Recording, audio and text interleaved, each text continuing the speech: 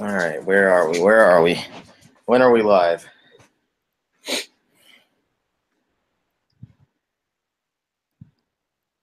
Here's a pillow. Lay down on that. I don't see it live. Here we go. All right, looks like we're live, and we got 5 people. Lay down on that. What? I don't see it live. Here we go. Oh, somebody's echoing. All right, looks like we're. That was me. Oh, No. I was echoing myself. It's a beautiful Anyway, way to now that start. we're live. How's it going, everybody? Welcome to another episode of Omnibros Live. I am your host tonight, the Omnibus collector, and with me we have one of our regular panelists, Mr. Jess, the OmniDog Bragg. hey now, hit him with the hind. How's it going? And as well, we've got one of our regular third chairs, Mr. Giovanni from A Week in Geekdom. How's it hanging, my peeps? I am so happy to be here. I hope everybody's having a great week. Well, we'll be having a great week now that we're back. Yeah. Yay. I know we missed last week. I missed 2 weeks ago because my family was coming in town. Last week, I was actually prepared to go, and then everyone else was like, well, I can't make it, so it just didn't happen. I was in Denver. Yeah, frickin' Jess having a life. I know. I suck. Well, the sad news for tonight is that this is our first episode without, not the first episode without Luis, but the first episode after Luis has announced that he's taking a hiatus, a sabbatical from his channel. We don't know if he will be, if or when he'll be continuing, but we're all gonna support him nonetheless, and try to continue the legacy that he's left for us somehow. Right. It's a bummer. Yeah, I'm we're quite, quite sad. Yeah, I hate goodbyes, so I don't want to talk about it too much because I get emotional. And it's just a little bit sad, but, you know, family and health and all that stuff comes first. This is secondary. This is just for fun, I guess. Mm-hmm. Yeah, and as much as I enjoy doing these things, that's exactly right. Like I often have to take a break and take care of myself, take care of, you know, my family, make sure my relationships are healthy, and then get to do this. But when I do get to do it, it's fucking great. It's a great time. Mm-hmm. Yeah, I'd like to take a sabbatical from my life and just do this. Right? Yeah, that's I was sitting at work thinking like, man, if I could freaking like quit my job and just do comic related videos and reviews, that would be freaking great. Get them YouTube money going. Oh yeah. What's your So- what's your hat, Rye? Oh, so I went hat shopping recently, and I got 3 hats. I showed off one of them on the Omniplex, was my Space Jam hat, Badass. Oh. and another one that I got was a Marvel Comics hat. It's all blue and it has an old school like 90s Marvel Comics logo on the front. And this one is my Houston Rockets hat, because I am a native Houstonian. And oh my god, computer's being pushed off of the.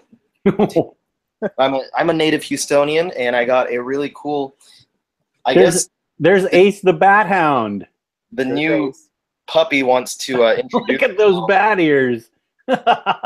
This is dog number 2. That's the official name right now. AKA maybe her name will be Millie, as in. Oh, that's a bat hound if I've ever seen one. That needs to be named Ace. Millie, as in a million something. I don't know. She's a puppy. She's 4 months old. We think she's a pit something mix, but she is teething right now, and I'm pretty sure that she's deaf, because of various tests that I've done that have proven that she cannot hear me at all. But she is She's adorable, so cute. and she is sweet, and she wants nothing more than just love on everyone. But she's also, like I said, teething, so she's dangerously chewing on everything. Also, Chewy does not get along with her at all. Oh dear. So we're going to get an obedience counselor to come in and try and help with that. She's just a foster right now. We don't know if we're going to keep her. I told Megan that because she's up for adoption currently, and I told Megan that if no one adopts her because, of whatever reason, if it has to do with her being deaf, even though that's freaking awesome because it's great to have a dog that won't wake up when you're walking around. But if no one wants to adopt her, then we'll keep her. That's cool. But she's precious, and she is gnawing on my arm, and it really hurts. Ow. Yeah, puppy teeth are sharp. Yeah, she lost one last night. We were playing tug of war, and one of them popped out. Oh, wow. So Wow. big girl teeth are going to come in. Ow. Hey, fucking quit it. Yeah, anyway. She could be the real-life OmniDog, if you think about it. Ow. That really hurts. Anyway, what's up with you guys? Nothing much. The Batcave renovation is going along well. Good. Yeah. Did Batcave 3.0? Batcave 3.0, exactly. It's going along faster than I thought, and not next Thursday, but the following Thursday, I should be back down in it. Oh man, that's real quick. Yeah, this has happened quicker than the last time. So yeah, I'm happy about that. I know that my little flood doesn't compare to the gargantuan amount of water that fell in Houston and points close to it. So that helped put things in perspective. I mean, any tragedy is a tragedy, and yours was a personal one, and Houston is a more widespread one. And I'll let y'all know my family and my friends, absolutely nobody got hurt. The only person, I only have a couple of friends that I saw got any water in their homes or their apartments, but there was very minimal damage for all of them. The Houston entire area is still pretty much submerged. The water is receding, but there was just so much that it's going to take a long time for them to repair, rebuild, and get back on track. I think that one of the biggest things is that a lot of small businesses they're not going to be able to what are you doing? Not that you can hear me or anything, but yeah, a lot of small businesses are not going to be able to reopen. They're probably going to wind up having to close down. People leave the city, stuff like that. It's going to be sad, but I know that Houston's such a big city and a strong community, and they're getting help from all over the place. And I think that that they really have learned from things in the past that they've gone through. Like the fact that back when Hurricane Ike hit, I was in Houston at that time. So many people tried to evacuate that there were 100 deaths alone because of people that got stuck trying to evacuate. If I remember the numbers correctly. And what Megan told me yesterday was there's been 20 deaths reported for Harvey. That's what she said yesterday. I don't know if that's 100% true, but that's incredible. If that's true, it's an incredibly small amount of fatalities for such a huge disaster. Mm-hmm. But at the end of the day, I think we can all just agree that fuck Joel Osteen. Yeah, man, he came under some intense criticism. He's a shit, man. I've always been against him because of he's very much just a philanderer, and he's just trying to make money off of a church. The church, just to put it in, give you the perspective, that church is inside the old Houston Rockets stadium, the basketball stadium. Yeah, I saw pictures of its dry parking lot when he said it was flooded. It's enormous. There's so much room there. And I know he finally opened the doors and stuff, but he gave excuses saying no one asked him. Yeah, but no one asked Mattress Mac, who runs Gallery Furniture out there, no one asked Mattress Mac to open up Gallery Furniture and let people sleep on his display beds. No one asked him to do that, but it's not the first time either. Mattress Mac opened up back during Katrina, whenever the people from New Orleans were going to Houston. He even opened up and let people sleep on the beds back then. He's honestly, like, he's a symbol of Houston. Mattress Mac always has been. So I feel like every time there's something happens, we can turn to him. But for some reason, we can't count on Joel Osteen, who's supposed to be a man of God.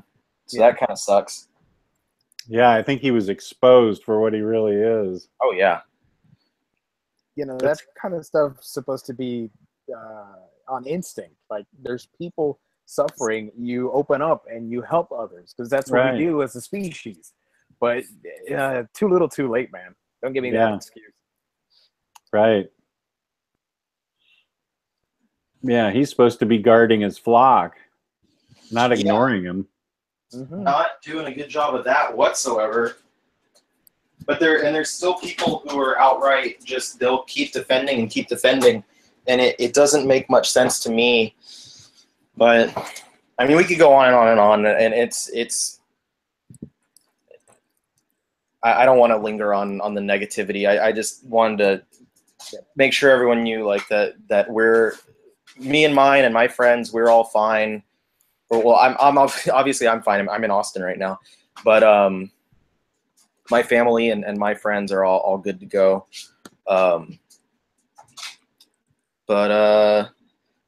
So we really don't have a topic for today. No, we don't. And just before I pressed go live, I know that Jess said that he had the article that he had posted earlier, like yesterday or a couple days ago, in the group about how Marvel Legacy is not going to fix the problems of the of Marvel in general, their publishing line and stuff. So we're going to talk about that, and then also I finished reading Slam Dunk this week, and I was going to talk about that a little bit, and then I was thinking maybe we can convince me and Gio to read some sort of manga series. We will. I'll try and ship one out to you. But yeah, let's. Do you guys want to? We can jump right into the legacy stuff if y'all want to talk about that. Sure. Sure. This was an article that was on Paste magazine, which always has good stuff about pop culture. But the premise is that it's not healthy for the comic industry to see Marvel do poorly. That the direct market comic industry needs a healthy Marvel and a healthy DC to thrive, and Marvel seems to be chronically shooting itself in the foot here lately, to the point where readers are leaving in droves, which is not a good. It's not good for DC. It's not good for Image. It's not good for retailers. You need a healthy Marvel, and it went into some of the details of why Marvel was doing poorly in general. But some of the symptoms, is this constant renumbering of titles, which is driving people crazy. The event fatigue that we've talked about ad nauseum, how we're tired of events. The event fatigue, and this other thing that is now really worrisome is Marvel's encouraging retailers to participate in variant cover schemes, as blah blah blah from Big Bad Comics, the shop, which garners international followers through its honest accounting of which titles do and don't succeed in their store, announced that the requirements to buy Marvel's much-hyped upcoming lenticular covers designed to literalize Legacy's stated goal of merging the old with the new were simply too cumbersome. There's just two, and they opted out, and Gabe has told us that his store and a number of other stores are opting out of this promotion, which is because you have to buy an outsized amount of regular covers to be allowed to order the lenticular covers, which will saddle shops with boatloads of non-returnable regular customers. Sorry, non-returnable regular covers that few customers want. And that smacks of the 90s speculation era to me, these lenticular covers. I mean, just put lenticular covers out or not, but to make retailers have to scoop up a bunch of regular covers to put out these lenticular covers, that is not good at all. That just smacks of desperation to me, just trying to cram these things down the throat of retailers. And I guess they're fighting back and not ordering. They're not ordering, deciding not to participate in this promotion, which has to be a pretty big slap in the face, I would think, and hopefully a wake-up call to Marvel. And another thing they do that really gripes my cookies is these so-called mini-series they have that are really, they're not given a chance to these comic books, and they're dropping them around number 8 or something, and then instead of being an ongoing title, they're like a mini-series. Like that's what happened with Mockingbird, which was such a great comic book. It was so great, and it turned out to just be a few issues long, and it appeared to be a mini-series when it was supposed to be an ongoing, but it cuts the legs out of people trying to follow a comic book for a comic book to gain a following, to gain a loyal following, when you can't be sure if your comic book's going to be around next month. That was something also that I'm sorry to interrupt, but oh no, not at all. DC was doing stuff like that back with the New 52, and they haven't really done that now with Rebirth. At least not that I've noticed. I don't think any Rebirth titles have ended or been canceled yet.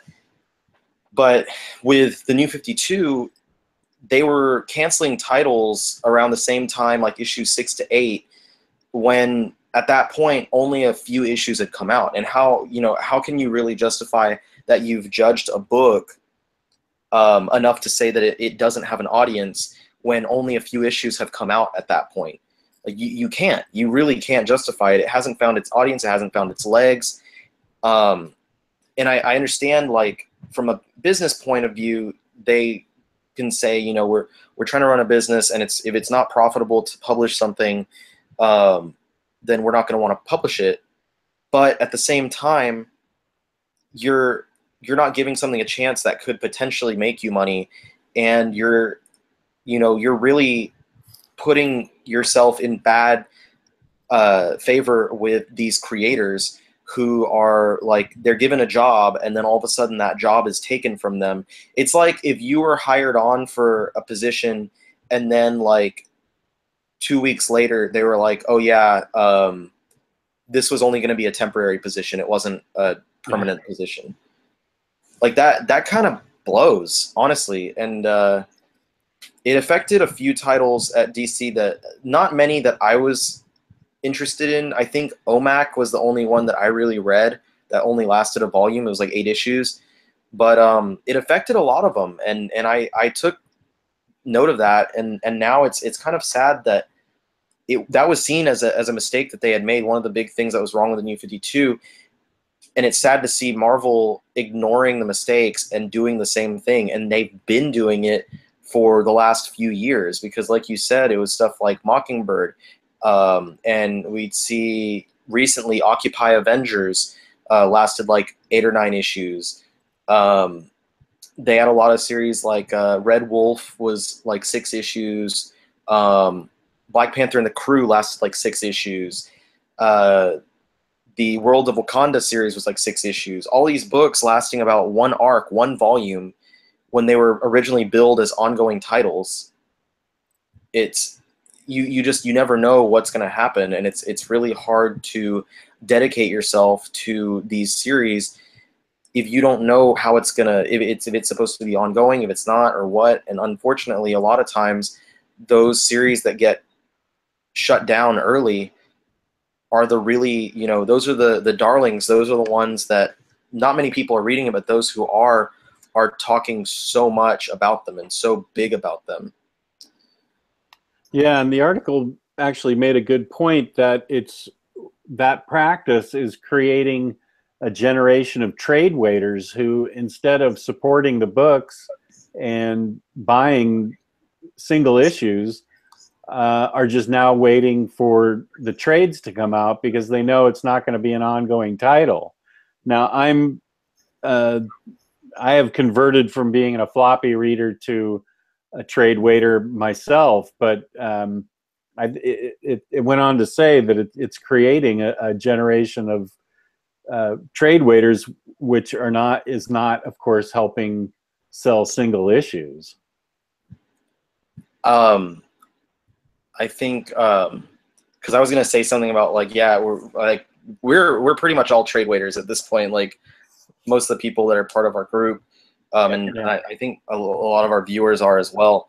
And for me, it's another aspect that I think is a big negative at Marvel right now, and it's how freaking expensive it is. Yeah, that is a really good point. Singles are really expensive. Yeah, you get like $6 issues at some with like big events and stuff like that. If you count taxes and all that, when you're buying the actual comic book, people just want the cheapest route. Like even when we buy books, if pages like in stock trades and all that stuff didn't exist, I guarantee you a lot of people would not be buying as well because they're really expensive as well. Yeah. I do know, though, that there are some series that sell lower, but they sell high when it gets to trade. And it really it helps to keep them stick around because Marvel, I think, isn't Miss Marvel, or no, it's not Miss Marvel. Squirrel Girl is one of the titles that sells lower singles and then higher trades. Exactly, yeah. And so they've looked at it and seen that it's worth it for them to keep it ongoing just to get the trades out there. Yeah, same with Moon Girl and Devil Dinosaur. That's another example. Yeah, that's another good one. So there are a few of them that get spared from being canceled early, that get to stick around and stuff because of the fact that they do sell well in trade.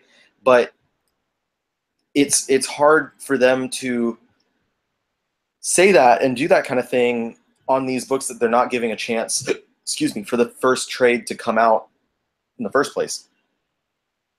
Yeah, and you can't justify like, oh well, at least it had 6 issues. 6 issues doesn't really give you enough time to set up anything, really. Just like a small story element, and that's it. Yeah, you can't really get character development in one arc. And it's just a shame because I haven't read any of those titles that were mentioned because I'm lazy.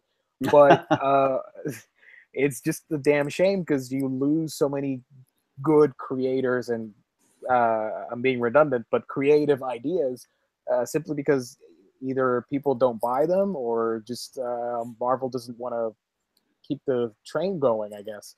I remember when the New 52 was coming out with DC, I was collecting a bunch of those books that were canceled at 8 issues. I was reading Blue Beetle, which lasted for like 16, Amethyst, what was Black Hawks, stuff like that only lasted like 6 or 8 issues.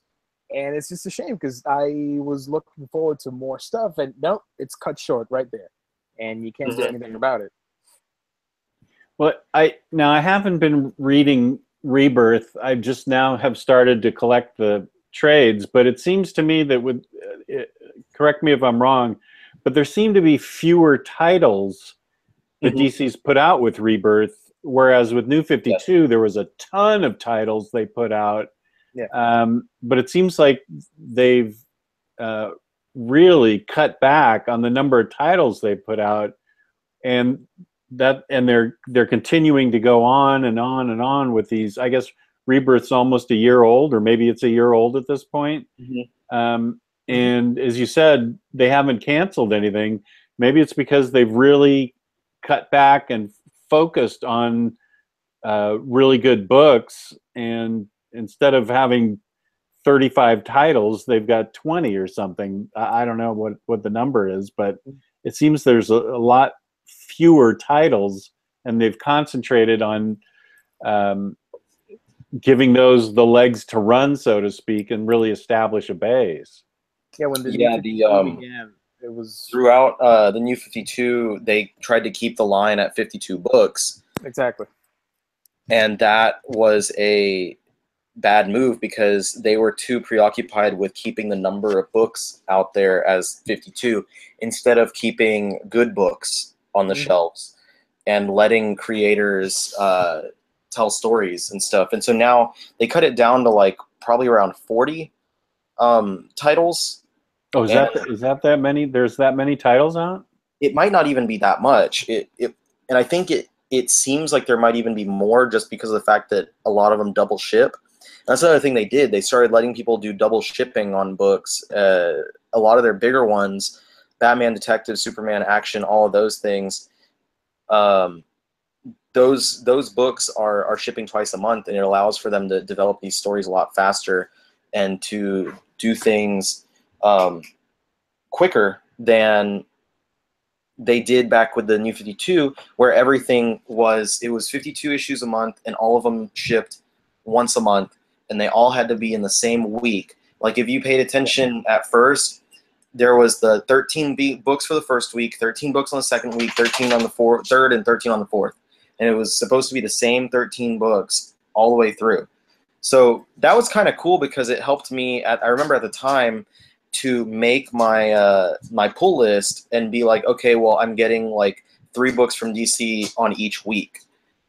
And that actually kind of was cool. It helped me out. But it was kind of weird, and it affected the creators because they were being forced to put these books out on time at that exact moment. And if something happened and they were going to miss, if the artist was still working on something, you know, they basically, that's where you'd see fill-in and stuff. So it winds up creating a negative aspect there. I remember when like 6 titles were canceled, they had to get 6 new titles, regardless of quality, just to keep up with the 52 number. And like you said, it's just a little absurd because, yeah, you're going to lose quality with those books. But now with Rebirth, I looked it up, and it's 32 books right now. Oh, wow, yeah. Oh, it's that many. I didn't know that. But 32 is still, that's 20 less than what they were doing before. Right. Yeah, a significant amount less. Well, I know in the group, in the Omnibus Collectors group, somebody said, name the top 3 Rebirth titles and why, and it was easier to say what are the bottom 3 because there were so many suggestions of what was good. It was like people were coming up with 15 or 20 books that were really excellent. And it just seemed like almost the entire line was interesting. Oh yeah, There's definitely something for everyone on there. Yeah, it's the first time I saw that Red Hood and Blue Beetle got positive comments from people consistently. You know what's a good book that people should read? I'm listening. Aquaman. Oh man! Now that what's his name, Stepyan Sejic or whatever, has taken over on art. Oh, he's doing the art. He was already. Yeah, he's been doing the art for a couple issues now, and it was already a good book, but now the artwork is just incredible. Yep. Whoa, that is a coup to get him to do a monthly book. I think that one's twice monthly. Is it? Yeah, I think it's still twice. Oh, it's twice monthly? Yeah. Well, that's wait, you mean it's twice a month or it's one every 2 months? No, it's twice in each month. Yeah.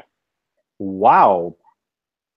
That's cranking it out. Oh wait, Yeah. no. The title initially shipped twice, but it began shipping monthly last month in July. Mm. Oh, so pretty much right after he came on. Yep, makes sense. Yeah, that's a lot to ask from him. I did a little bit ago. I broke down what Marvel has been doing as far as their titles. Just Gio, you said it was 32 for DC. Is that just ongoing titles? I think so. Yeah, I'm looking at the list, and it's I think it's 32. So I looked at Marvel, I think for either September or October, maybe October. And I did this a while ago, but I was gonna mention it somewhere and I never did. But now that we're talking about it, I think I'll talk about it now. I broke down all the titles into categories and then I counted out how many there were. So for September or October, whichever month this is, there are 69 total books. That's total. 57 of them ongoing. 52 of those are part of the main Marvel universe. Wow. 12 are the other 5 being like Star Wars or something else, like the ones based on the cartoons and things. And then 12 of them are miniseries. Now, the points that I had though on here was because I wrote up something about it, and the points that I had here were basically that Marvel is thinning it down. So it used to be even more bloated than that. And what they've done here is you can see how they're trying to move towards fixing the issues that they've had before going into Legacy, because I think this is like the first official month of Legacy is what I was looking at. There's one thing that's absent at during this month, during the beginning of Legacy, is that there's not so many secondary titles for a lot of these main characters. Like right now, there's Invincible Iron Man and there's Infamous Iron Man. There's Captain America Steve Rogers, and then Captain America Sam Wilson. There's so there are multiple titles starring in the same franchise, or like Doctor Strange, and then there's Doctor Strange and the Sorcerer Supreme. So they've cut those down, and now like there's only one Iron Man book going to be coming out. The Hulk went back to being Incredible Hulk. I think Hulk is turning back into She-Hulk. There's only one Black Panther title. There's one of all these different, Doctor Strange. There's one of all these different things. And I looked at it, and the only character who is appearing in multiple solo titles is Peter Parker, which makes sense right now because Homecoming recently came out, and Spider-Man has pretty much always had multiple titles. The multiple solo titles he has being, of course, Amazing Spider-Man, and then he also has Peter Parker, the Spectacular Spider-Man. As well, he appears in the Spider-Man Deadpool series, which is kind of a team-up. It's a team-up series. And then there's the alternate reality series, Amazing Spider-Man Renew Your Vows. He appears, Peter Parker, in 4 different ongoing titles, and in the miniseries Spider-Man 2. Anywhere else, though, the only place that a character appears multiple times is if they're in a solo book and they're also on a team. But even then, they've cut down the team books. There's only, and I wish I had the numbers for what there was before, but there's only 4 Avengers books. Avengers, Uncanny Avengers, US Avengers, which I think is ending, and Champions, which isn't technically Avengers, but close enough.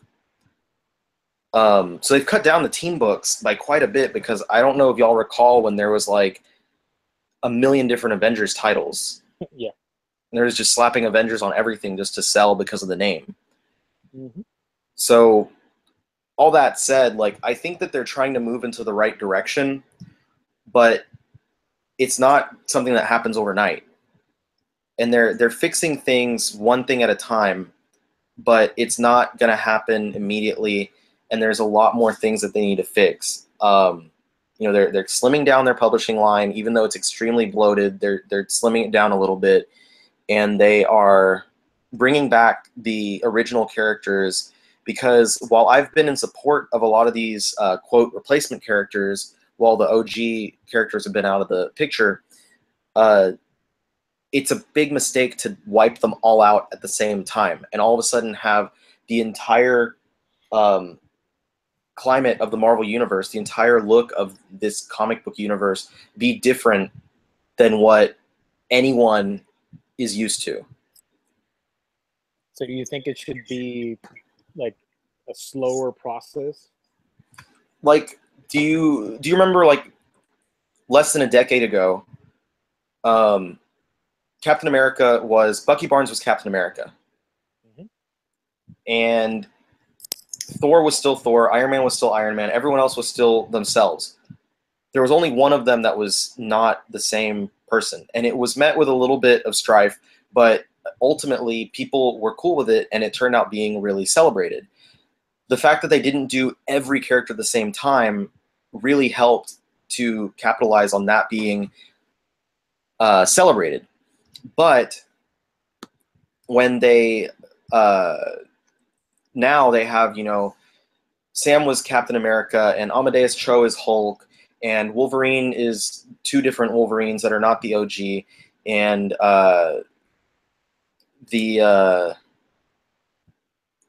what is it? Cyclops is gone. Professor X is gone. Cyclops is a kid, I guess you could say. Iron Man is Riri Williams, who is actually Ironheart. Thor is, Jane Foster. Like, every single big character has a fill-in character, and it's a really bad move to do that all at the same time, because then someone who's familiar with the older comics or familiar with the movies or familiar with cartoons is going to step in and be like, what universe is this? Yeah. Even though, and I'll say again, individually, I have enjoyed these stories that use these characters, but when you back off and you take it in as a whole, I can see why it's distressing for people, and I can see why it's upset people who want to just read the comics, and then all of a sudden they're like, well, this isn't anything like what I was expecting to read, and nothing like what I'm used to. Yeah. It's a little unfortunate because, and I always say, comic books, and everybody says it, they reflect the times that you live in, and you want a diverse roster of characters, because back in the day, I remember I used to complain like, well, this is going to keep going on forever with the same plots and the same characters and all that stuff. Now we have a completely different spectrum of things, and you get people upset because it's not the way it used to be. And I agree wholeheartedly. I think it's a bad move to just change everything all at once. I think it should be gradually done. But I will say some characters are just amazing. I love Lady Thor and Miles. I will defend those two characters forever. Oh, for sure. Yeah, a lot of them are great characters. I just think if you look, like, Bucky has been celebrated so much because there wasn't all this bad, I don't want to say bad, but all these other changes at the same time, and people got to, kind of take him in, and their palette wasn't overloaded with other things, and they can just take him in and appreciate that for what it was, instead of looking at it as part of this big grand scheme of Marvel just making things different. And it could have worked a lot better. Like, Thor, Jane Foster as Thor was one of the first changes, and I think that she's been received a lot better because of the fact that she was one of the earlier changes. And then it really started when it got to, like, Sam Wilson as Captain America, and then it was like a domino effect of all these different characters having replacement characters taking over. Actually, Sam Wilson was Cap earlier as well, so scratch that. But, like, basically right after Secret Wars, it was like a domino effect of everyone getting a replacement, and it didn't work out into their favor. And they're still now with Legacy, they're kind of picking up the pieces, because Steve's back. They're teasing a storyline that's supposed to be the death of Thor. They're teasing a storyline that is the search for Tony Stark. And then eventually, I'm sure they'll bring back Wolverine, and they're probably going to bring back Bruce Banner and stuff like that, and bring all these characters back. But they're doing it gradually, is what I mentioned before. They're not doing it all in one fell swoop. They're doing it so that narratively it seems a little bit more organic than to just be like, oops, we fucked up. Let's paint over everything. It's all a cycle at the end of the day. You know, you get this point, and then we're going to get point B, and then it goes back to point A. So I don't know. I think plus people tend to overreact because at the end of the day, it's fictional. These are meant to entertain us. You don't have to get so upset about it.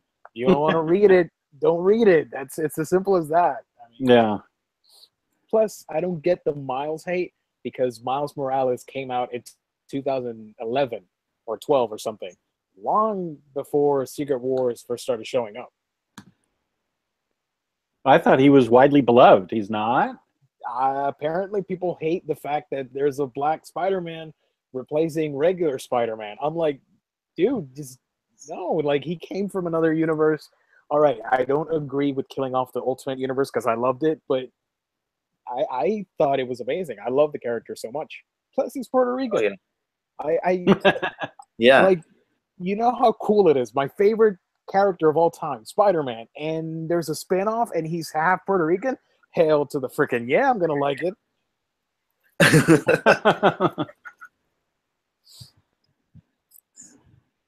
But yeah, I don't know. I just think it's a little bit bogus. And to me, when Jess, when you posted that article, the first thing I think of, well, event fatigue, lazy writing, and just so many books. The thing I want to blame it on are those things. I don't want to blame it on new characters because, you know, that's such a cop-out.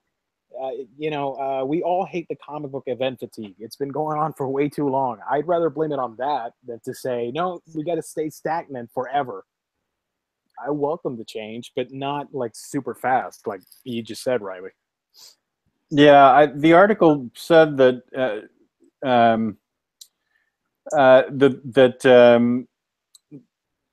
David Gabriel in his controversial remarks about how core titles are working better than diverse titles, blah, blah, blah, blah, blah. And while Gabriel's remarks are poorly worded, he's not totally wrong.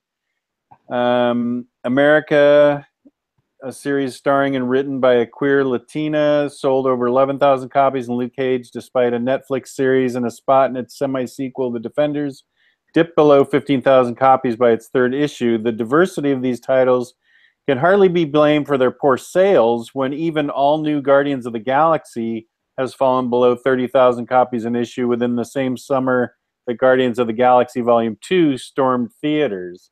So it can't be blamed on diversity. That's one of the things the article was saying.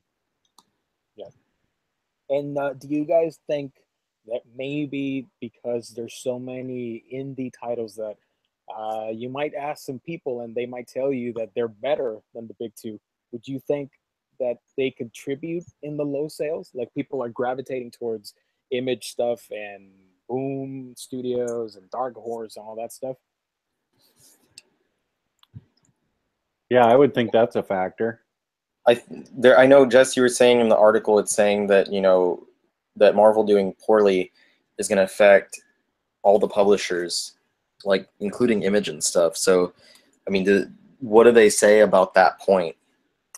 It was really more about DC and Marvel. They never really brought up the individual. I'm sorry, the independents. It was really more about Marvel and DC. They didn't really. I don't remember seeing Image mentioned at all. Okay. Another thing that I noted that they were doing in that month of issues that I was talking about is there's not a single event book There's not a single tie-in book. The closest thing that you could consider to an event book is Venomverse, which I think is winding down around that point, and that's just a mini series that has Venom symbiotes from other universes on various characters.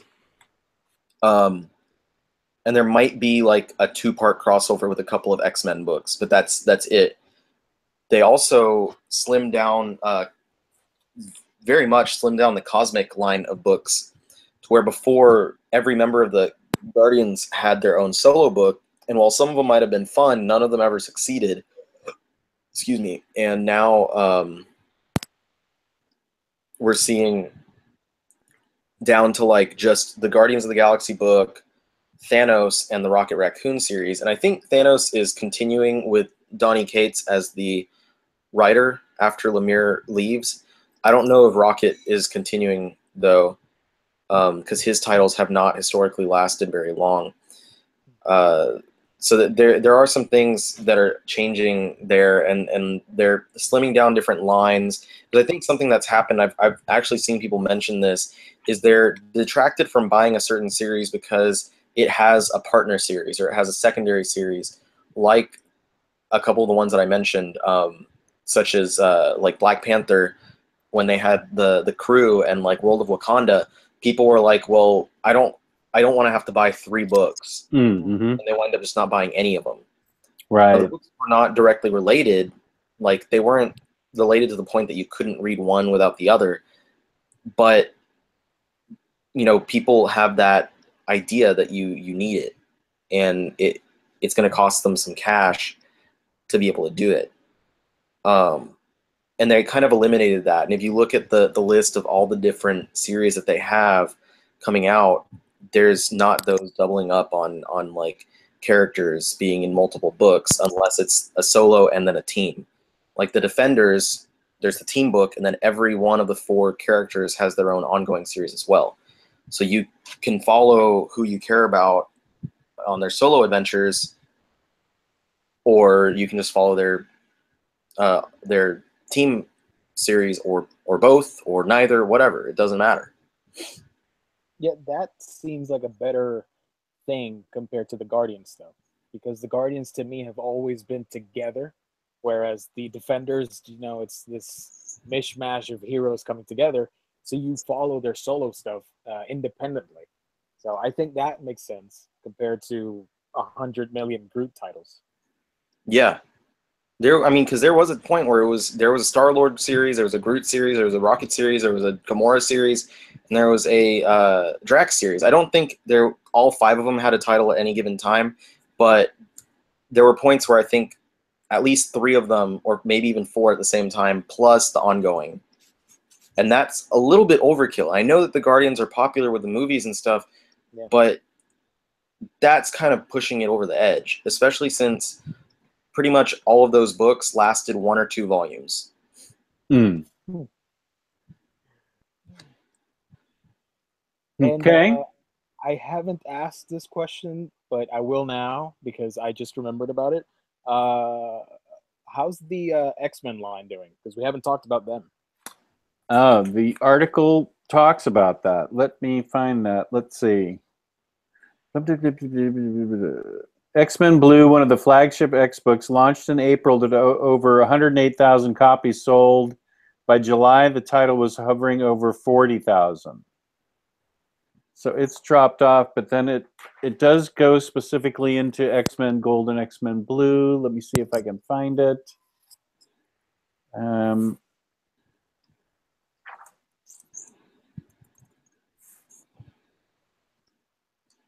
Shoot, it did talk about it, but I'm not picking up on it. I don't have anything about numbers and stuff, but I'll say that I was happy with like the books that were going on prior, but the line now is a lot stronger. It's also bigger. They've definitely put some focus into growing the X-Men line again, despite the fact that Marvel still doesn't have the film rights for the characters. They've gone back into, there are, let's see, there are 12 X-Men titles coming out in the month that I'm looking at, which includes one miniseries. So you have the 12 that I'm looking at. There's X-Men Blue and X-Men Gold, the two main team books, and then there's Astonishing X-Men, which is another like main team book written by Charles Soule. Then other team books being Weapon X and Generation X with smaller teams. And there's a bunch of solo titles, Old Man Logan, Jean Grey, Iceman, Deadpool, which is being renamed as Despicable Deadpool, and Cable, and then I don't know if I said all new Wolverine. And then there's also a miniseries starting Deadpool versus Old Man Logan. But the Deadpool miniseries, there's always a Deadpool miniseries at any given time. So you could pretty much count Deadpool minis as another ongoing. So they've grown the line to 12 books, which is, I think, almost double what it was prior, with the line that had All New X-Men, Uncanny X-Men, and Extraordinary X-Men. I think the line is about doubled since it was then. So that's a good thing for X-Men fans. And the stories are pretty friggin' solid, too. I will admit that I've been really enjoying pretty much all of what I've been reading. Well, that's good to know, because you are an X-Men expert, and so if you're enjoying it, that means I'm going to enjoy it too. So I'm happy to hear that. I really do hope so. I find that there's a lot to enjoy in those books. I think that they're really interesting takes on the characters that are going in good directions. I know that a lot of people will disagree with me, but I also am not sure if a lot of the people disagreeing with me are people who are actually reading the books, which is commonly an issue that I see, is people that, you know, they poo-poo on stuff that they haven't actually experienced for themselves. Right. Obviously, I'm not talking about everyone, because there are people who talk down about stuff who know that they don't like it, and that's absolutely fine. But there are also people who go out there and say, like, oh, the X-Men line is shit, but I actually haven't read any of it. I'm just saying it looks like shit, and therefore it is shit. Right.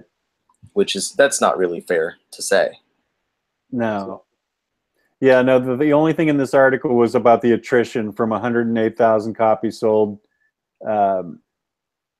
in April down to 40 in July for X-Men Blue, which is a huge fall off. And I want to say that part of that might be, and this is a common factor, I don't know if it's true, but you have to see, was there a Loot Crate variant that was produced for the first issue? If so, because you'll see a lot of issues have really high first issue sales, and then it drops off considerably. And it's because there's something like Loot Crate or something similar to that, where it's a variant issue that's made specifically for that, and it's given to people as part of a package. Oh, okay. And that boosts the sales up for that first issue, but then it looks like with the second issue that people just completely dropped off after one issue. So it's a technique that they use to get that first issue boost, but it makes them look even worse on that second issue than they would have before. Okay. Yeah, there used to be a service called oh my god, there was a thing called Nerd Block, and they used to do a comic block where they would send you like 13 random issues every month, and most of the time you would get #1 issues on those boxes. So I think they would sell really well, because you know, you got hundreds and thousands of people getting those boxes. Oh yeah, I remember that happening with Rocket Raccoon, the first recent Rocket series. It had a variant and it sold really well, and then the second issue it dropped off spectacularly. And I mean, the idea is like they're hoping someone's going to read that issue that they got for free and then be tempted to go buy the next one. And it works sometimes, but it doesn't work enough to give them the sales that they're hoping for. Right now, Loot Crate gives out comic books, but they're digital. They give you a code for Comixology issues that you can download for free. Oh, so that actually might wind up affecting those false numbers, the inflated numbers that they've been Yeah, because I'm subscribed to Loot Crate, and every month I get issues, whether it be TMNT or some Marvel stuff. They always give out something, and I use that code and I download it.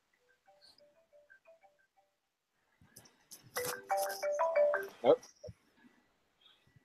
Got a live caller. We have a live caller. Yes. Wanted to share his or her opinion on the comic book business. I think you're all full of shit. Hello, you're on the air. Hello, you're on the air. Hello, you're on the air.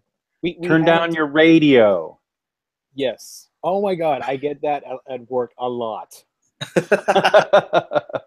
Like, old people don't, like, they've seen the creation of the radio and they still don't understand that you can't talk and have a freaking radio next to you. People, come on. Turn down your radio. And then we tell them, please, we don't want feedback. Lower it so other people can understand you. Oh, yeah, I'm doing it now. They don't do shit. It stays the same. It's ridiculous. That was my radio rant for tonight, kids.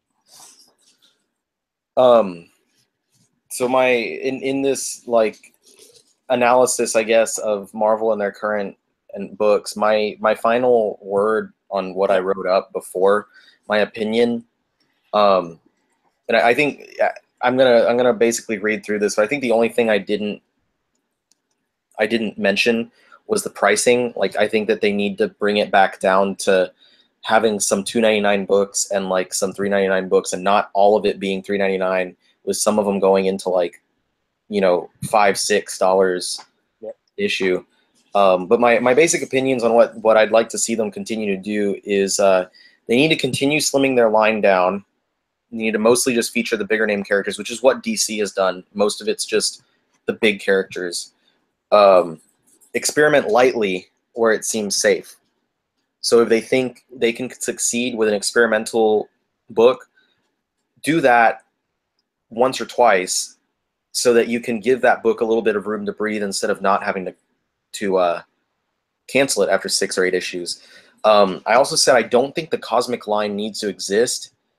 It only needs to be like Guardians of the Galaxy, and if something organically spins out of that, then that's fine. But if they want to focus on solo characters, they should do it in backup features, because the solo characters' ongoing titles have never, historically, in the past few years, have not sold well. And then I think that the Spider-Man line could be slimmed, because the Spider-Man line is, let me see how many books it is. 10 books in the Spider-Man line. Whoa. And then the X-Men line, I even though I love the X-Men, I will admit that I think the X-Men line needs to be slimmed down a little bit as well. At a dozen books, it's a little bloated. So I think they should rein it in a little bit. Get it down to like maybe 6, like not 6, maybe like 8. Just give them a little bit of room to breathe, but condense it down a bit. And then just to keep things very focused so that people don't think they have to buy something extra. You know, stay away from those events, stay away from all the tie-ins, stay away from that kind of stuff. Keep it focused to make people feel safe, like they can enjoy a book without having to be told, oh yeah, and you're also going to have to buy this other $5 book for the next 3 months. And then after that, there's going to be another $6 book that's going to come out, a one-shot that's going to tie in. Like, no, that's some bullshit right there. Like, don't do that. I think if they can continue to do these things, with also the fact that they're kind of returning to having their main characters back, they could wind up getting back customers that they didn't have before, or that they had lost, or even get new customers. So I think that's the way I would like to see them go. That's all great.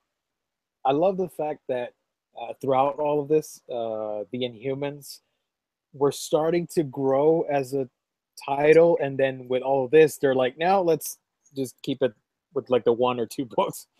Because at one point we had, was it like 4 books or something like that, and then it went to 3, and now it's back to 2. Always maybe for yeah. Yeah, there's only Royals and the Black Bolt series, right? There is. So I kind of counted some of the solo.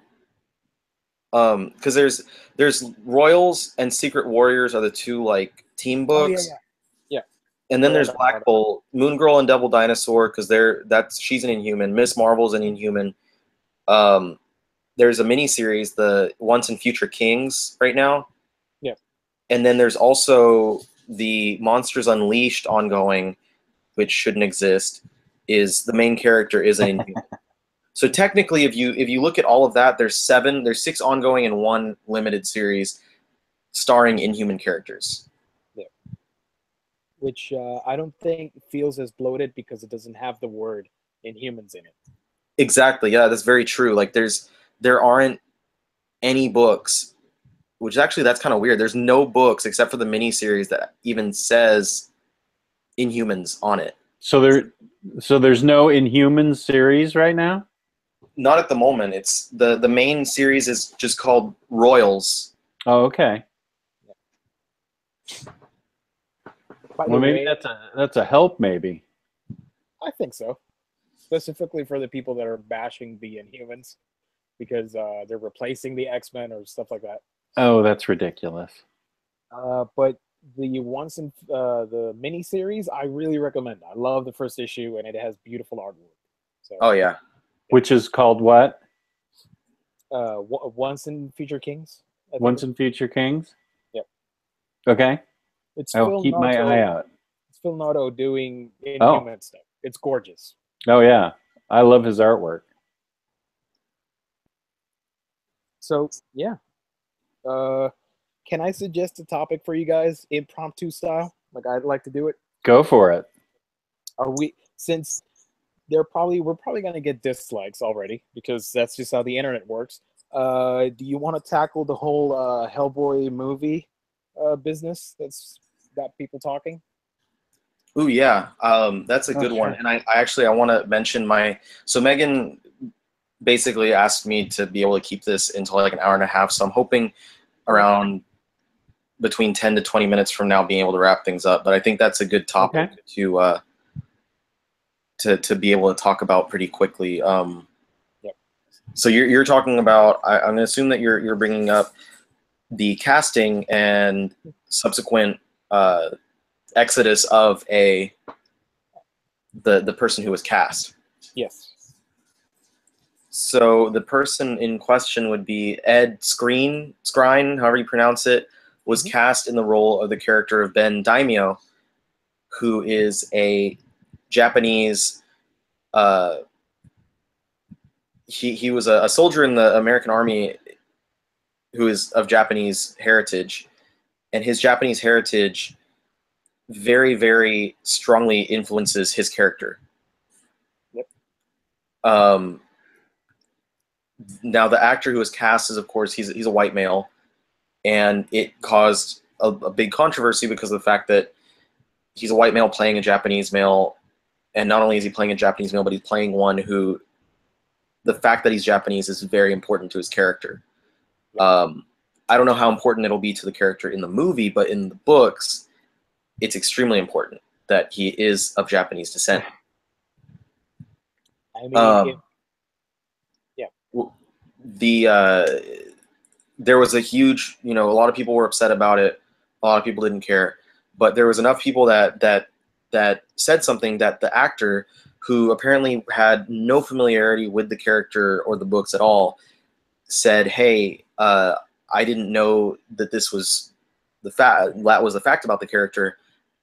I don't feel right taking that role now, and I'd like to drop out." And I'm paraphrasing here because, as a white male, I shouldn't be playing a character that's heritage as a Japanese person is important, and there are plenty of other actors out there who deserve to have that role. And that I think he even mentioned the issue in Hollywood that they kind of overlook Japanese and Asian actors, and these parts don't get filled, and there's very little representation of Asian people in Hollywood films. So he was trying to say, you know, he put out there that he did not feel right being in the role anymore, and so he'd like to drop out and wanted to go to someone else. And I think a lot of other people involved with the movie supported that decision as well. This was a character. Yeah, sorry, go ahead. Oh no, I was just gonna say Mike Mignola said that he agreed with Ed's decision and praised him for stepping down, because I think he wasn't. He's not in control of the movie, and he was pretty upset about it. Mm-hmm. He couldn't say anything because, you know, it's not his project. He was just a right. So he had to remain from the sidelines. Well, this portion of the episode can be called Jess Sucks, because I just got done reading that part of BPRD, and it totally went over my head that he was Japanese. I didn't even pick up on it. I don't know how I could have missed it. I just read it a month ago, and it didn't even, it went straight over my head. I'm going to have to go back. As soon as I get those books unpacked, I'm going to have to go back and really, really read them. I thought I read books thoroughly, but apparently I don't. I suck. Well, I think that, because the character is not, that's not the end of his story in Plague of Frogs. And I think there's a lot of important material about him going forward. So I don't completely blame you, because the things that happen in that book are not exactly about him being Japanese, but he is a Japanese guy. Okay, even that went over my head. I didn't even pick up on that. Just doesn't realize that a name like Daimyo is. I didn't pick up on it. I'm gonna have to go back and reread it. Hey, to your benefit, there's so much stuff going on that, you know, it gets lost a little bit. It's happened to everybody at some point. Well, okay, I'm gonna go back. I'm on in my Hellboy readathon. I'm up to Witchfinder now. I've read Hellboy Volume 5, Library Edition 5. I finished Weird Tales, and I've finished the second book of Witchfinder. Witchfinder is great. I'm really enjoying it. But I don't know when I get back into. It's going to be a while before I get back to BPRD and Hellboy Volume 6. I have a lot to read. I have like 6 volumes of Lobster Johnson to read before I get to those. And Sledgehammer. Well, thankfully, you're finally doing those hardcovers for Hell on Earth and Abe Sapien. Mm-hmm. Yeah, those will come just in time for me to continue. Yeah, I'm excited. Those are going to be beautiful. And my Hellboy Mignolaverse shelf is it's got room. There's not a ton, but there's enough room for a few hardcovers there. Yep. Yeah. And I wanted to ask you guys, because not a lot of people are bringing it up. I've seen a couple videos on it, but nobody mentions the fact that the actress, I have the name here, Sasha Lane, is going to be playing Alice Monaghan. And Alice, if everybody's read the books, I don't want to spoil the character or anything, she's a redheaded Irish woman, and now she's going to be African American. And a lot of people are saying, like, well, you're going to criticize this guy for doing that role, and you're not going to criticize her for what she's doing and not ask her to step down. So I was wondering what you guys thought about that casting choice. Now, first, I'm going to say I have to remember if I've read that character in the book yet to even have an opinion about her. I think Jess has seen her because she appears in book 5. Yeah, I just read about her, and I had not heard the casting choice, so I'm at a disadvantage here to talk about it. I just got done reading about her, and I'm just now finding out about the casting. They didn't make as big of a I'd say when she was cast as when, you know, Daimyo was cast. And personally for me, Daimyo was one of my absolute favorite characters in BPRD. And that third hardcover of the Plague of Frogs very strongly focuses on his character, and that, I've said many, many times, is one of my favorite. It's my favorite part of any of the Mignolaverse that I've read, and just a fantastic story. So I know him well, and I care about him very much, and I have opinions on him, but I don't know that I know Alice Monaghan very well, and I can't have many opinions on her, and I don't know well enough to know if her heritage is important to her character as much as Daimyo's heritage is important to his character. Yeah, it's similar. Sorry, go ahead. I was just going to end with saying, so I can't make an informed opinion as of yet. I don't have the information in front of me. Well, I find it a situation similar to the Ghost in the Shell stuff, where yes, there was some controversy, but you could sort of, kind of, maybe hide it with the fact that the setting of the plot can mask the whole whitewashing thing because, you know, artificial bodies and all that stuff. But here you can't do that stuff. And you got a character that is clearly named with a Japanese name, and he looks straight up a British dude. And I'm like, yeah, but with the Alice character, I guess you're just gonna have to set the original plot aside and make her a character that is African American and sort of acts the same way. And the name really doesn't bother me as much because with Daimyo, you know, it is a Japanese sounding name. You can't pass it off. I mean, you can't have, and I don't want to sound racist with what I'm going to say, so please. Oh, I better pay attention to this.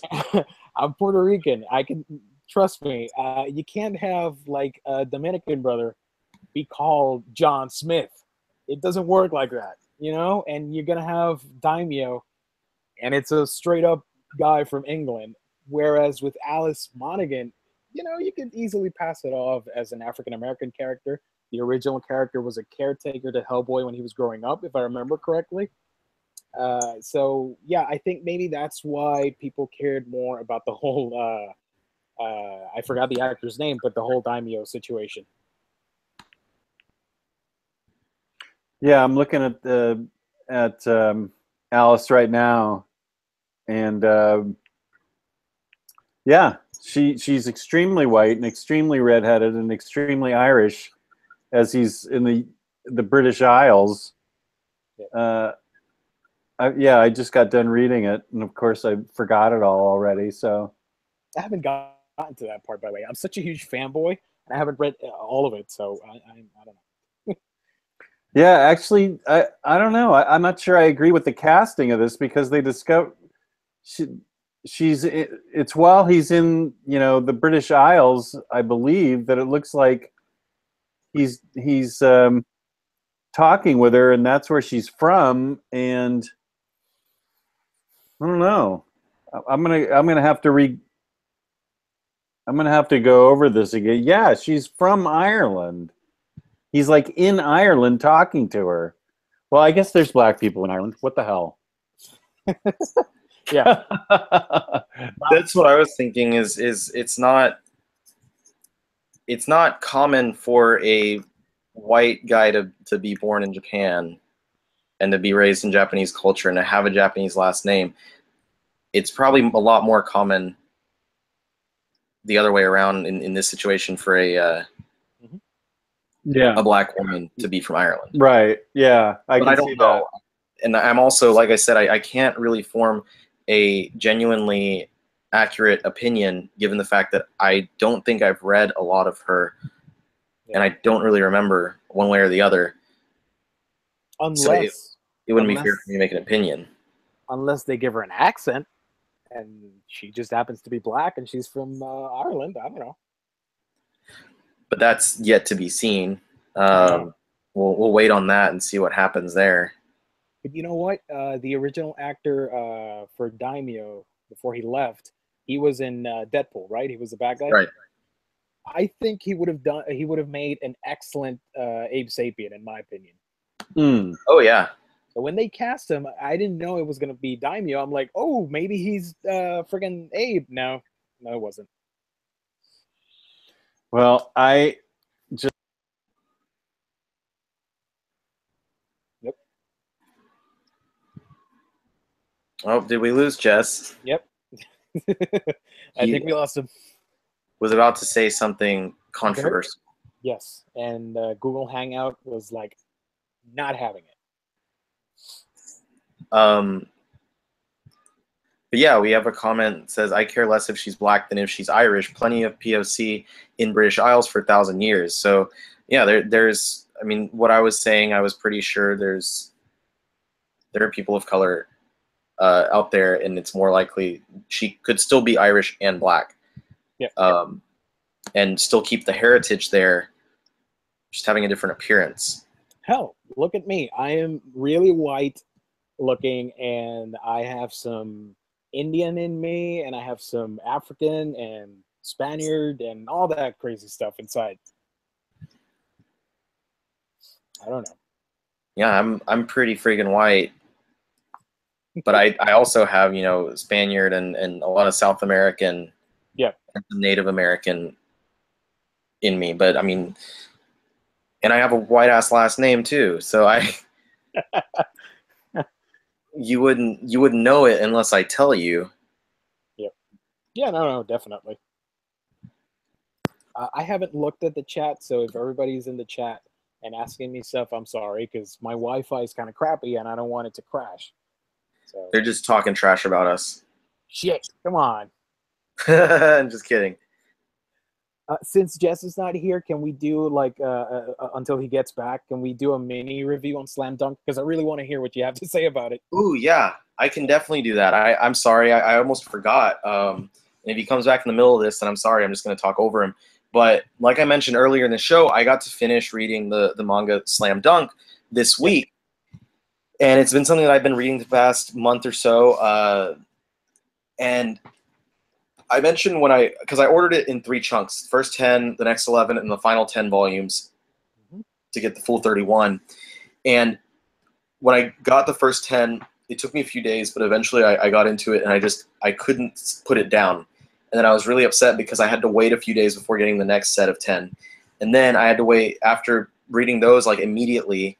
I read them so fast that I had to wait like a week or more for the final 10. And it was painful. And I finally got it, and like, because it took me so long, I kind of fell out of like the habit of reading it. And it took me a few days to like actually pick up the next volume and get through it. But once I did, I pretty much just slammed through those last 10 volumes in like 2 days. And it was just incredible. So that's just a testament to how addicting the series is. But so Slam Dunk, just an overview, focuses on a character named Hanamichi Sakuragi. And Jess is back, but Jess, I'm already talking about something else. Sorry. That's okay. My computer crashed, so now I'm on my phone right now. Oh no. So Slam Dunk is about a guy named Hanamichi Sakuragi, and he is a freshman going into high school who is part, like his friends, they're all kind of like a little gang, and they the series begins with him just showing that he has bad luck with girls. He tries to talk to them, they don't like him, yada yada yada, and it doesn't work out. But he meets this one girl that he's really interested in, and he tries to talk to her, and he finds out that she's really into basketball. So he is like, oh, yeah, I'm a basketball player. I play basketball. Yeah, that's what's up. To try and win her affection when it's all bullshit, he's just lying. And so she mentions stuff about like, oh, the basketball team, yada, yada, yada. And he's like, yeah, I'm going to try out. And I'm going to get on the team because I'm so good, because I was so good in middle school. And so she's like, oh, cool, I'll go see in the tryouts, I'll see what's up. And he's, like, oh, whatever, I'm tall, I'm fast, I'm strong. I should be good at basketball, no problem. It's just a game. I'll be great at it. I'll get on the team, and I'll be the best player ever. And he goes out there, and he doesn't know jack shit about basketball. So he sucks, and, like, he's at the tryouts really screwing up. Like, he's not very good, but he is, like I said, he's strong, he's fast, and he's tall. So he has this latent ability to adapt to the sport and kind of learn how to do stuff. And they already kind of see that there while he's doing the tryouts. So as he's making a fool of himself out there, we find out that the team captain is actually the girl's older brother. So the team captain being her older brother, there's no way that if he makes it on the team, he can't keep up the lie anymore. She knows everything. So he's like, oops, that's it. Like, I'm done. But he still tries, and he's like, well, I can still win her affection over. I'm just going to prove to her that I can be the best.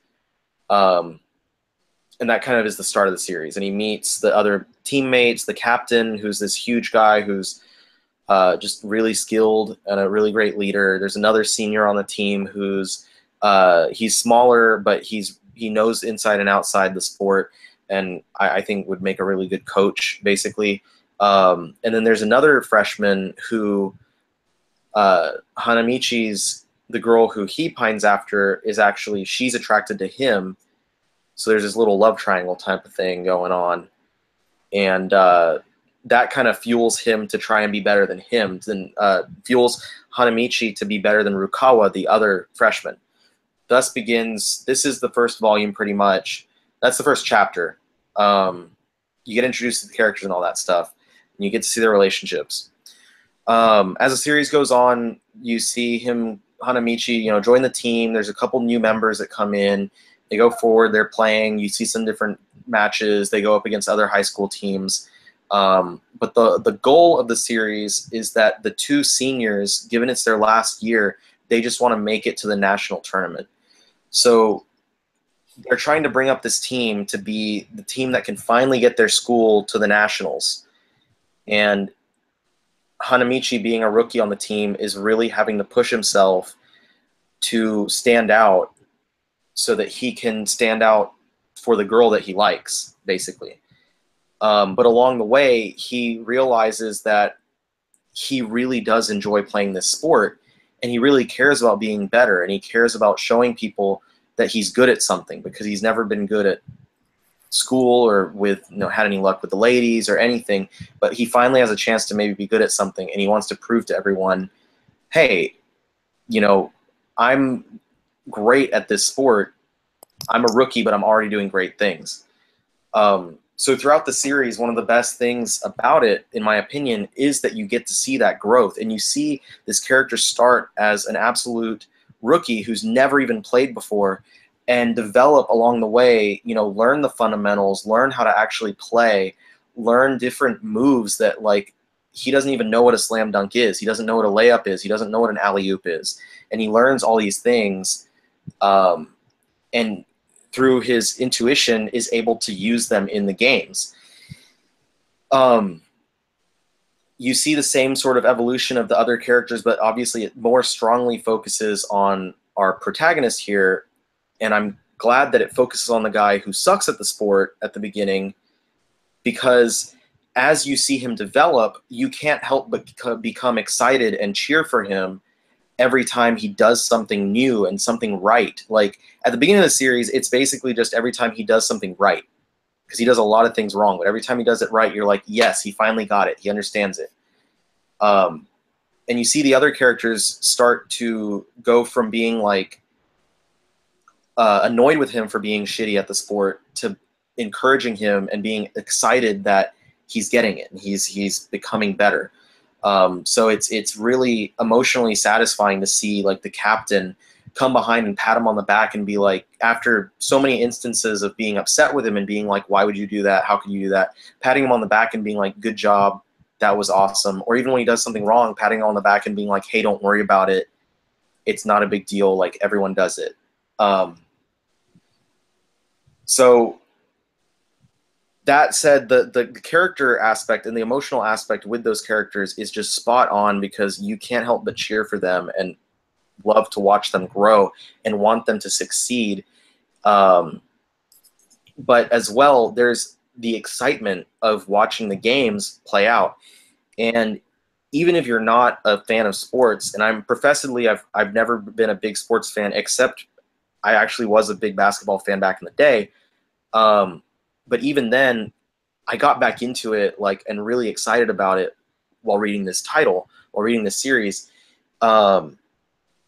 because the games are just so cutthroat and so intense and so exciting. And one of the things I really love is that it doesn't do what a lot of other sports manga do, like we made fun of Prince of Tennis, for instance, for doing, and do these ridiculous moves where they're like, oh, I'm as strong as a ox and I'm as fast as a train and I whatever, like, and stuff like, they don't do that shit. It's just like real basketball. Yeah, he's, you know, looking at the basket and he's like, I'm going to make a 3-pointer. I'm going to do an alley-oop. Like, I'm going to get the ball and I can get around these people and make, you know, a 2-pointer. I can slam dunk now. Like, it's real things, and it's real basketball, and it's a real look at these kids playing against each other for the love of the game, not because of money, not because of prizes, but because they generally love the game and want to be good at the game. So there are multiple instances throughout the series where I was reading and I literally would like put down the book, and sometimes I'd be like, oh my God, how are they going to make it? Like, how are they going to get that many points in this short amount of time? Or like, how are they going to beat this guy? He's huge. He blocks every shot. Or times where I literally vocally was cheering during the book because of how well written these segments were and how well written these games were. So all said, I have to give the series really high regards. Great storytelling, incredible characters, great realism to the sport itself, and amazing artwork. Just fantastic artwork throughout. So if you've never read Slam Dunk before, I do recommend it. I think I'd recommend it more if you're already a fan of basketball. If you're not, but you're a fan of like shonen manga, I would also highly recommend it because it could make you care about the sport, and it's just a great character piece overall. Very high marks. I think it has to go up in like my top 10 manga series, if not even my top 5 of all time. Nice. I can definitely see why it gets so much praise. My biggest complaint is I wish it was longer, and it's already 31 volumes, but I wish there was more. Not because 31 volumes. Not because it needs to be longer, but because I just want to keep reading it. Yeah. Have you seen the anime? That's the next step. Okay. Because I'm pretty sure there's going to be like filler episodes with new material. I've seen a couple episodes of the anime, so I kind of know what you're talking about, but I don't remember the storylines. But yeah, it was pretty good what I saw. Well, I'm excited. I'm currently watching Ultimate Muscle, so as soon as I'm done with that, I'm probably going to jump on Slam Dunk. Yeah. The Japanese really excel at making interesting stories out of mundane things, because on paper a basketball story shouldn't work, but they somehow make it. The same with the boxing series Hajime no Ippo. There's a series called Big Wind Up that's about a little league baseball team that I really like. They really love sports themed stories, which is a shame because we don't get that over here at all, in my opinion.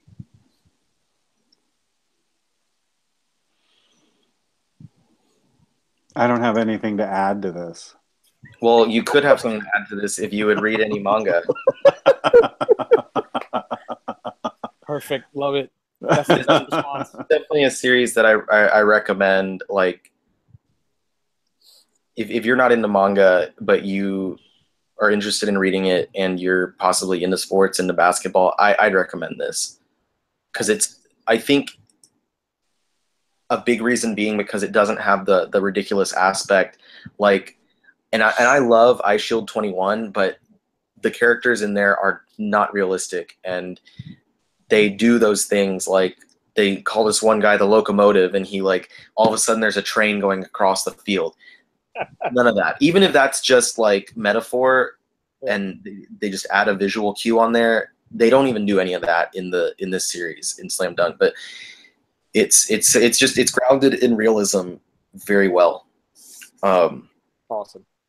I loved it, and I feel like I could say a lot more on it, but I kind of have to wrap things up, guys. So, yep, no problem. Gosh, just when I was getting ready to add all my thoughts about manga, we have to cut it off. No, damn it. Well, I don't believe you, so it doesn't matter. Calling you out on that lie.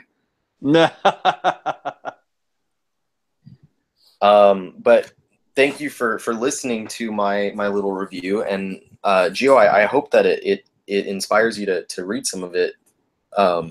I don't have space for manga, but I Oh, no. go ahead and watch the anime because I'm really pumped up. Awesome. You were so freaking pumped about it. I'm like, I need to know if it's good or not. Because Oh, yeah. if it is, yeah, I'll be watching the show. So I'll compare notes later on with you. Hell yeah. And Jess, thank you so much for bringing up the article. We got a lot of good talk out of that. Good.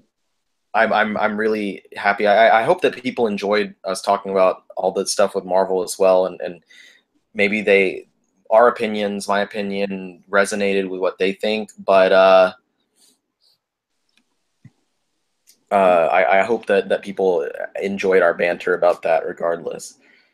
But thank you, both of you guys, Jess and Gio, and thank you everybody who watched today. This is our first episode going forward without Luis being part of the crew.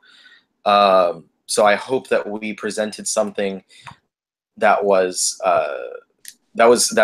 passable, that was good for y'all, and I hope to go forward and do bigger, better things, and I hope to myself really, like, seriously, now that Luis is taking his sabbatical from doing videos, I feel like I need to step up and actually return to doing things on my channel. So, but thank you everyone for watching. Thank you both of you guys for joining us tonight. And I'm sorry we didn't do hauls and what we've read, but we had other stuff to talk about. But anyway, where can they find you guys? Where can they find you, Gio? They can find me here on YouTube or your favorite social media platform. Just type "A Week in Geekdom" and I'm there for you. I talk about movies and Blu-rays and vinyls, thanks to that guy over there. And I do stuff about toys and comic books and all that stuff. A Week in Geekdom. It's a week's worth of information on just a couple videos. So I hope you guys like it and subscribe and all that stuff. And Jess, how about yourself, sir? You can find me at OmniDog's Vault on YouTube. That's OmniDog's Vault, where I talk mostly about comic books. And a comic book that I'll be talking about soon will be New Teen Titans, because that guy right there talked me into getting New Teen Titans Omnibus. Damn straight. It's good stuff, dude. That's what I hear. It got destroyed in the flood, so I had to reorder it. Oh, no. But, I mean, good thing they have the new printing out now. Mm-hmm. Yeah, that's what I heard. Well, thank you again, both of you guys, and thanks everyone for watching. And we will see y'all hopefully next week, and hopefully we'll have an actual topic. Peace and love. Peace and love. Laters. Good night.